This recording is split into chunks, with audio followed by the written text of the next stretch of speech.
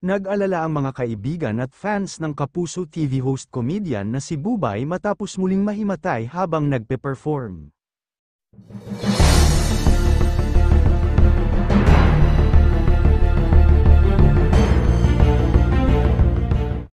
Viral ngayon ang isang video sa social media kung saan makikita nga ang komedyante na nakahiga na sa stage at wala ng malay.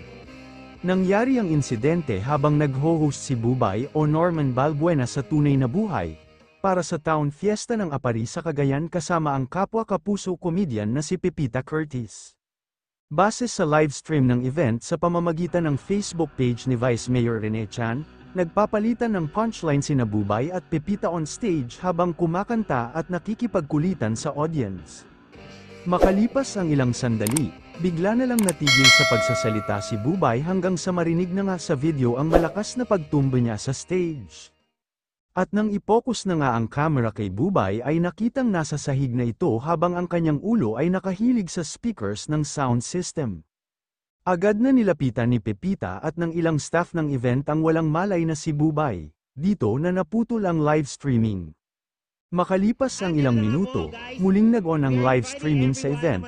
Walang makita sa video pero maririnig si Pepita na iniimbita ang audience na panoorin lagi ang mga programa nila ni Bubay sa GMA na The Bubay and Tekla Show at All Out Sundays.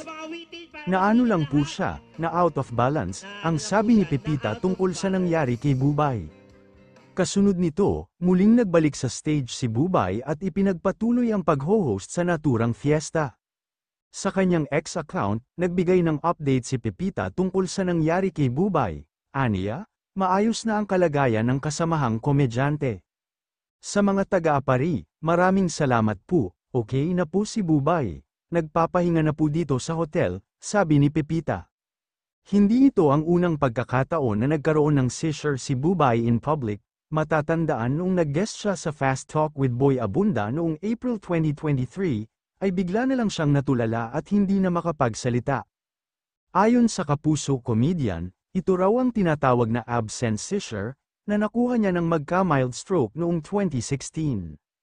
Base sa paliwanag ng Johns Hopkins Medicine, ang seizure ay burst of uncontrolled electrical activity between brain cells that causes temporary abnormalities in muscle tone or movements.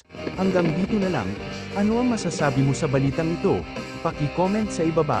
Huwag din kakalimutan mag-subscribe at i-click ang notification bell para lagi kang updated pag may bago tayong upload. Salamat!